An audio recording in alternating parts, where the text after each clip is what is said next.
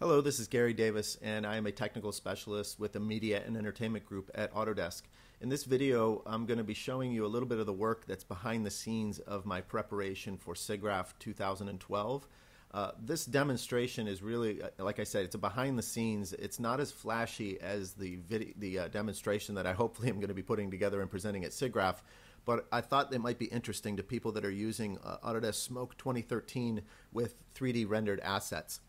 And this is going to show you some of the relationships between 3ds Max and Autodesk Smoke. So what I'm going to be doing first here is creating a 3D asset inside of 3ds Max, and I'm going to be exporting that data over into Autodesk Smoke to see how Action, or its 3D compositing environment, interprets things coming from 3ds Max. So I want to know the size relationship. Now, to do that, what I'm doing is I'm using the default settings for units setup, and this is under customize customize unit setup. And under system units, I am using the default here, which is 1 unit equals 1 inch. Now, users can work however they want in centimeters and millimeters or feet or whatever they want to do, but it's very important that you understand the system unit setup if you're working inside of 3ds Max and exporting this data to Smoke. Now next is display units. I am working in feet and inches because I'm an American and my brain kind of thinks that way. But you can work with the display unit however you want. It's the system unit right here that's really, really critical to the interop between 3ds Max and Smoke.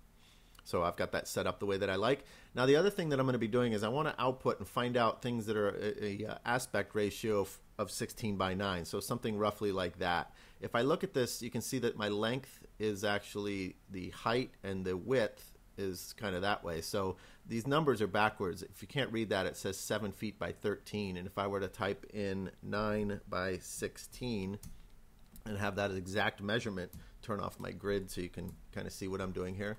This plane object I created, and I created it in the front view very intentionally just because I want to have a really nice orthographic, flat to the world.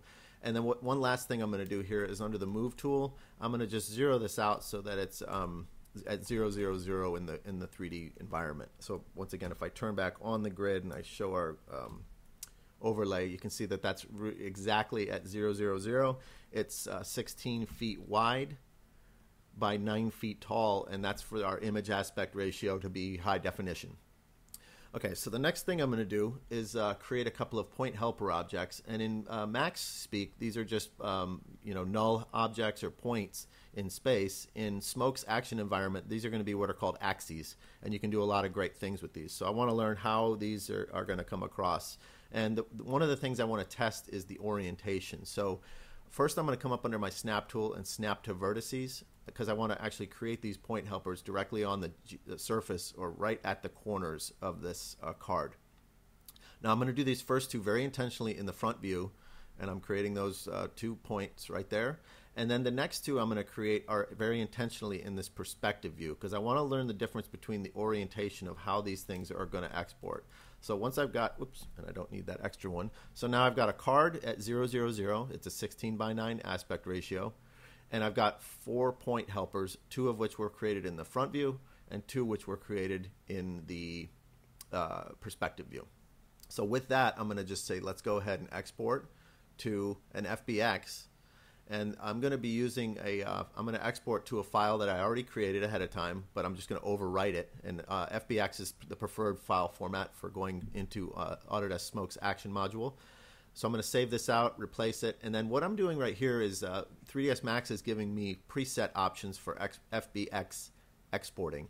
And I'm going to use, there's an Autodesk Media and Entertainment preset, and there's an Autodesk Mudbox preset. I'm just going to use the M&E preset, and I don't have time to show you, but there's a lot of different options in here for doing exporting to FBX. I'm intentionally wanting to do the Autodesk Media and Entertainment. And then just to point out for those of you that might be interested in, there is an option here called Embed Media. This is a way that I could export texture maps inside of the FBX. So I'm not doing that in this case, so I'm just going to leave it as the defaults and hit OK. And then this warning is just saying that this is actually converting these objects to an editable mesh, and that's sort of a Max thing, but that's okay. It's just a nice little warning there. So with that, we're ready to go over into Autodesk Smoke. Okay, so here we are in Autodesk Smoke 2013, and this is the trial release that's still available through December 2012 for users to check out and kick the tires.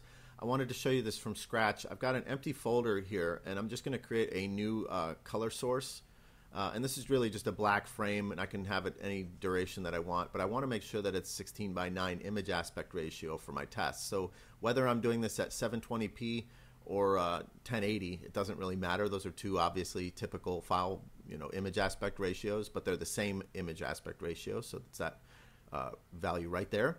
So I'm going to just create this, and then I'm going to F copy this down into our timeline, and then switch to F5 so that we can see a sort of our empty timeline. And this is really just a black card at this point, but what I'm going to do is then go into Effects and immediately create a Connect Effects. Now, Connect Effects is the procedural node-based compositing environment that we have inside of Smoke 2013. And you got all these different tools down here for doing image processing and all kinds of different color corrections and masking and keying and so on. But I want to focus very specifically on this one called Action, and I'm going to just drag and drop it into my schematic view. Now here what we've got is a incoming black, just a piece of footage that's just black, and it's going into the Action node. This Action node, if you're not familiar with it, is a full 3D compositing environment, and what I'm going to do is have all of my tools that I'm about to show you happening inside of here. Now the output, just to finish this train of information here, this is the output node, and whatever this end result is what's back in our timeline. So if I exit back out, the end result is right here, and you can see I have an unrendered frame. But what we want to do is all of that compositing inside of our Connect Effects. So we've got our Connect Effects applied to this clip in our timeline.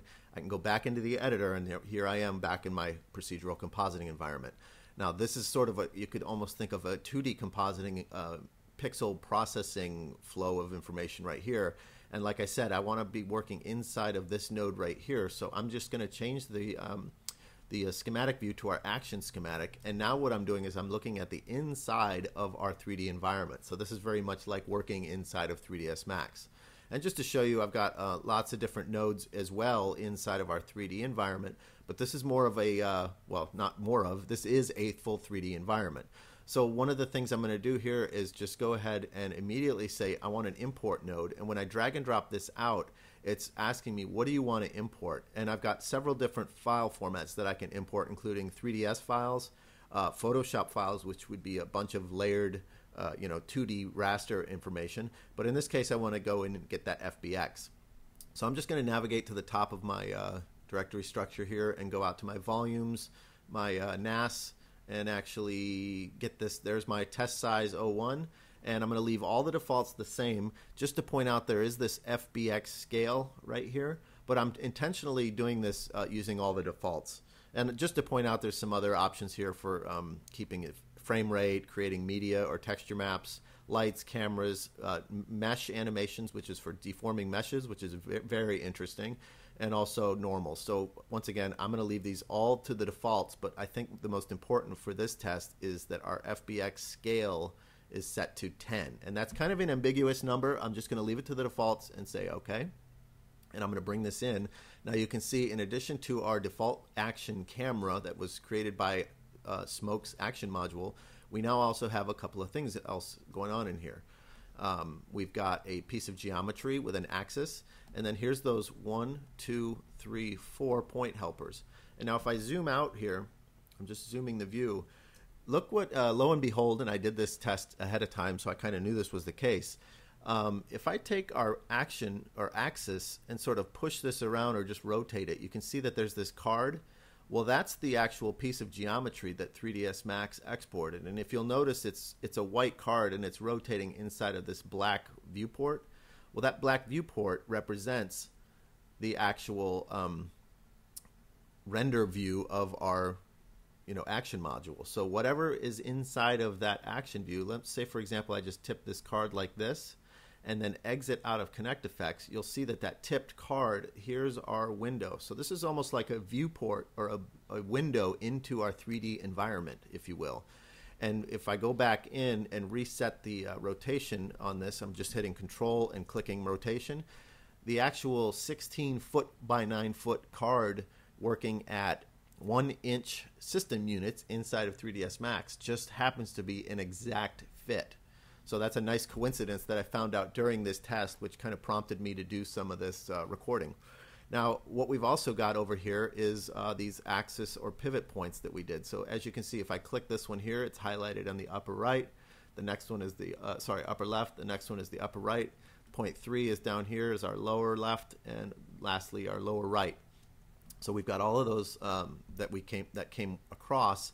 Now, another thing that I kind of wanted to test was the how this the orientation of these pivot points are used, or these axes.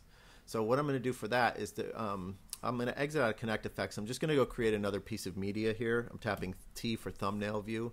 Here's my original black card, and this is the output of our action setup. To do this, I'm just going to create a new color bar, and this one really just one frame is perfectly fine. It doesn't really even matter the resolution. I just want to get a piece of footage in here, and then I'm going to come to the Tools tab and actually just add a quick paint to this. And the reason I want to do that is I just want to have something that gives me an orientation. So I'm just going to point an arrow and say up, and then I'm going to have a nice little happy face right here. Okay, so I now have an up, and when I exit back out, I have this piece of media. I can throw this one away. I've got this piece of media which is giving me an up vector. Now what I'm going to do is go back into my timeline, go back into my Connect Effects, and then I'm going to go into my action module and say I want to get a new piece of media, and I'm going to get that card as the front, back, and matte. Now that came in, and it actually brought it in with a front, which is the RGB, and a matte, which I don't really need. So I'm going to come over here and turn off the matte.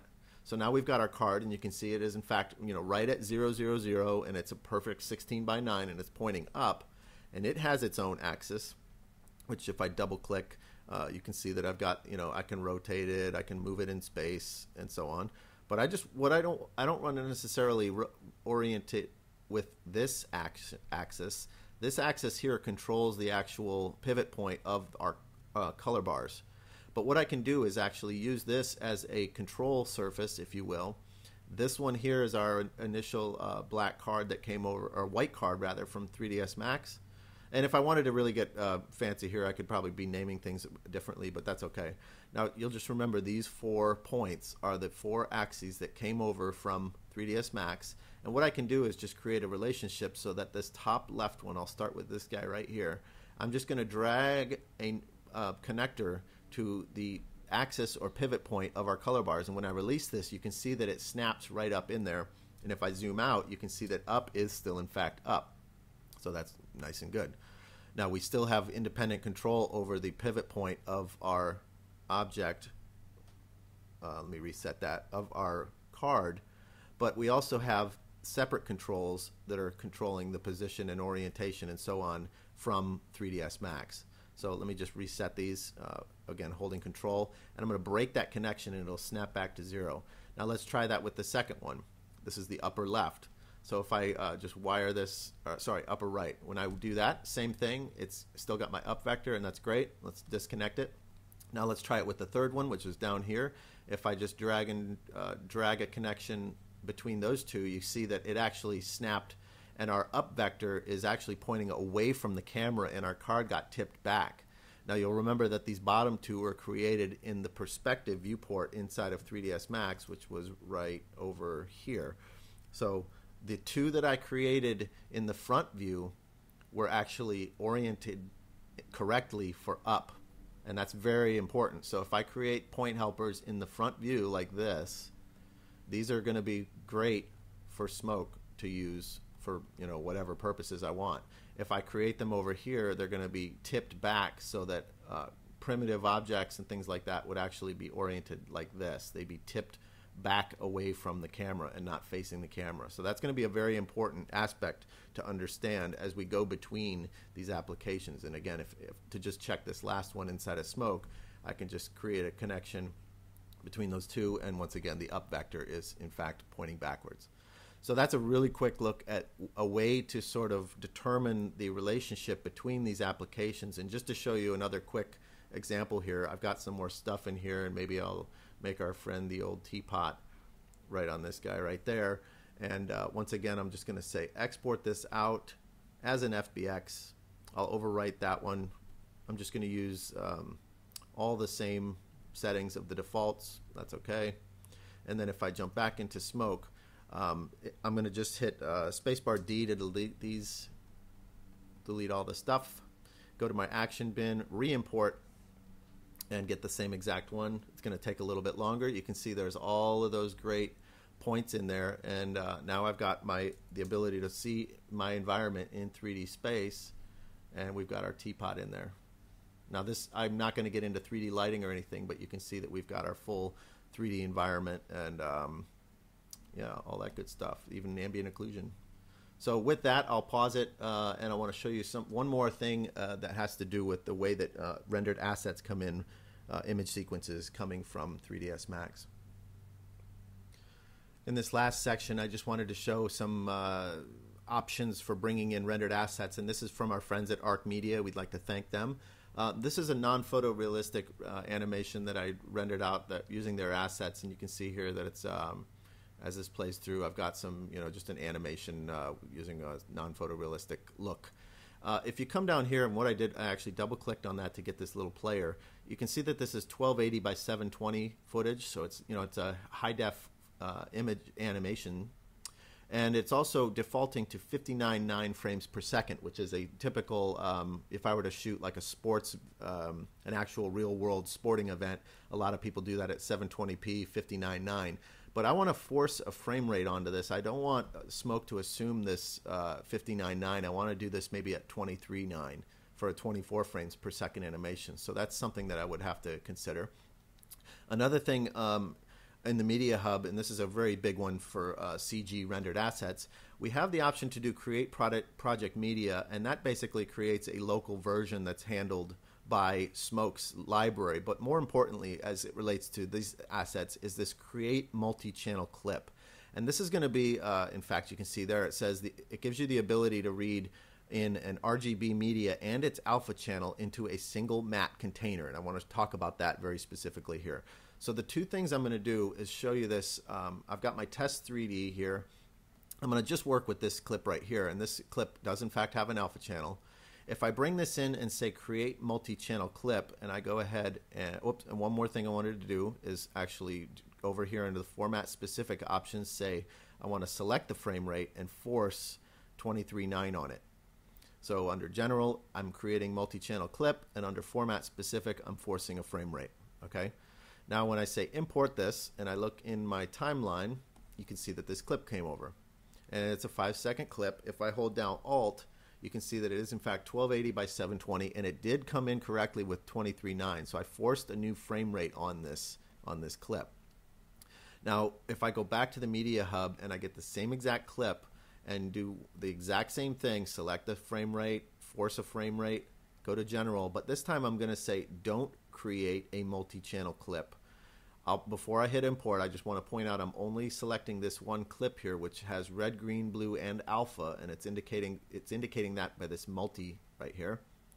If I do this and don't create a multi-channel clip and I import it, now you'll notice that two things came over.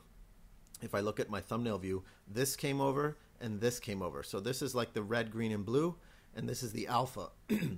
Previously we did this, and these are embedded in the same clip. Now to show you how this would work in our timeline, what we could do is create a new timeline.